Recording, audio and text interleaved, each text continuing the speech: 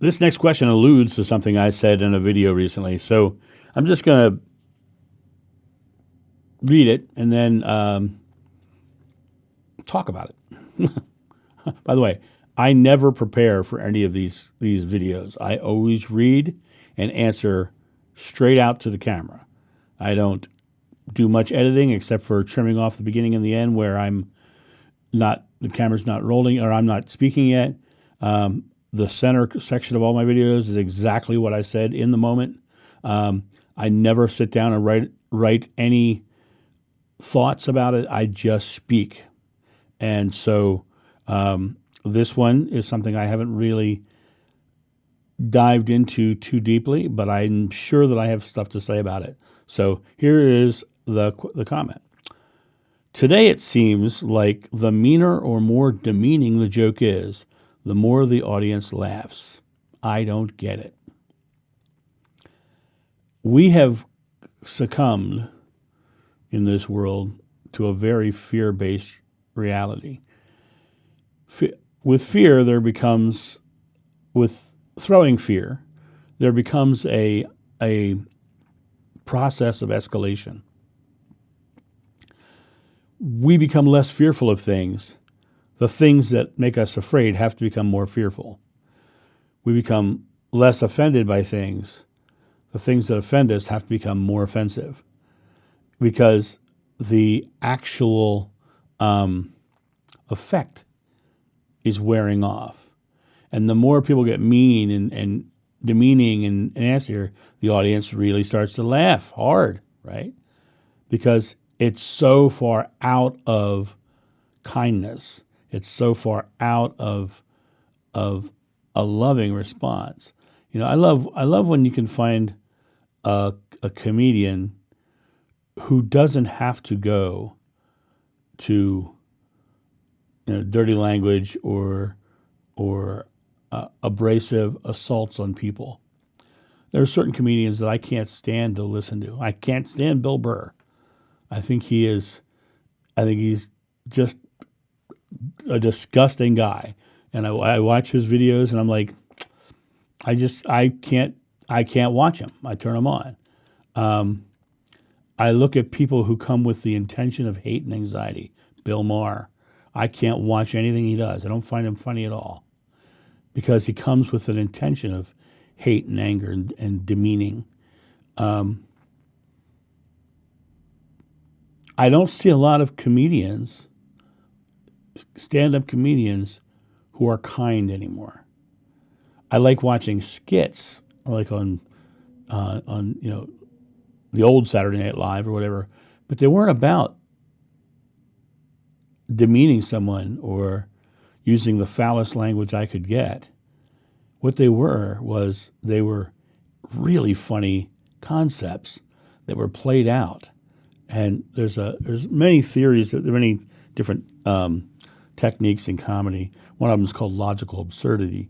And in logical absurdity, you take the most absurd concept and you act it out logically. Like, yes, well, absolutely. And it gets funnier and funnier and funnier. For instance, the really good one was in the old Saturday Night Live days. Steve Martin played Theodoric of York, the barber surgeon. It was hysterically funny because he was mixing the logical concepts of a barber who was the greatest mind in medicine, and they were mixing it with what we know today. So the logical conclusion was everything he was doing was ridiculously funny, but it was no cussing and there was absolutely no demeaning of anybody else. I like a really honed wit, something that makes me think and makes my mind work. I think that having to use filthy language and demeaning sarcasm and put downs just shows that you have a weak mind. You don't have a developed mind. You're falling to the basest nature, the most hurtful nature. Now, when you look at the most recent issues we've had with, of course, I hate to even talk about it now, Chris Rock, right? Um, it's debatable whether he knew or not that Jada had alopecia, but even if she didn't, to come out onto a stage where every person in the audience is dressed to the nines and trying to look their best, and to mock a woman's hair, it's just mean. It's just mean, right? And now I know that a lot of people are saying, well, yeah, but he compared her to Demi Moore in that movie, and Demi Moore was hot in that movie, and so on. He knew what he was doing. He wasn't saying you're hot. He was saying you have short hair, and you stand out in this crowd because you have short hair. And it was an attack. It was an attack on her hair, but whether or not he knew about alopecia or not, why go there? Because it was an obvious joke in front of an audience, especially with them sitting in the front row. So it was an obvious joke, right? But why go for the obvious when you can do something that's really witty, really intelligent, really funny? I like real funny as opposed to shock funny, because it's not that funny to me anymore. And I find myself not laughing at those things any longer. And I'm like, whatever. I actually find that when I meet people who use a lot of foul language, I generally think they're not as intelligent. And I find that the most intelligent people that I know don't use that kind of language that often. And the reason being is because they don't need to succumb to shock, because they have information, they have beliefs, they can talk about things. And people use cussing and shock to convey an intention, or to convey a disgust, an emotion about something, when in reality, the emotions are the detriment as to what they're saying. All that, to go into foul language and of that nature, it really is them in their own fear. So it does seem today like it's getting a lot meaner. It's because the society is getting desensitized.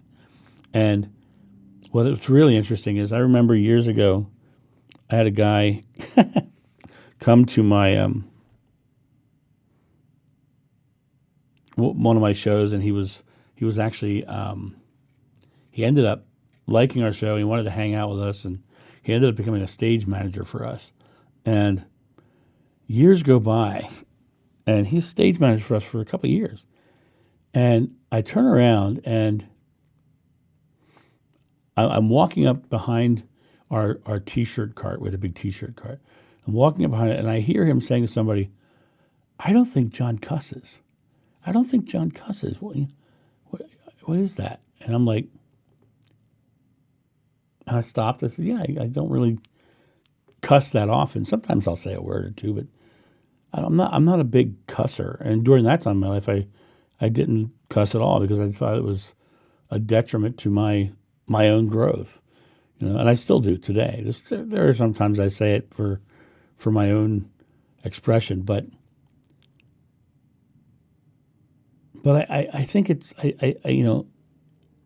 interesting that he was shocked by somebody who wouldn't cuss, and the girl he was talking to, she really wanted me to cuss. And so one day I actually was joking around with her, and she said something, and I dropped an F-bomb. And she said, good, you should say those words. I said, nope. No, it's not good. Why is that good? Explain to me why that's good. It's not good. I have a Facebook page. Somebody comes on my Facebook page and leaves a message using foul language, I block them. Because my Facebook page it's my personal Facebook page. I'm not looking for new friends, thank you. I'm trying to pare down the friends that I have, because I'm finding that I've got a ton of people on there who don't know me and aren't really my friends, and I want to keep that place my little sanctuary. But what I did find was that the people who were cussing were not people I would befriend anyway. They were all the negative, or as I like to call them, the Eeyores. Remember Eeyore from Winnie the Pooh? Oh, it was so bad, right? It's always depressed, always down. I let them move on because they're not living a loving life, and they're not anything I'm saying they're not hearing anyway. So I just they come on and they cuss and they scream and they holler.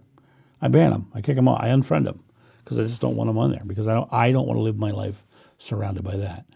And it's the same thing with these comedians. The meaner and more demeaning the joke is, the more the audience laughs. There's a lot of people who don't go to those shows anymore. I'm one of them. So that's my thought on that. You guys have a great day. See ya. Bye. Thank you, my friends, for watching this video. If you enjoyed it, please make sure that you've subscribed and you like it, you share it, but also comment below it. Let's get this community talking about these topics and spreading this information out far and wide so we can change the world for the better. Thank you.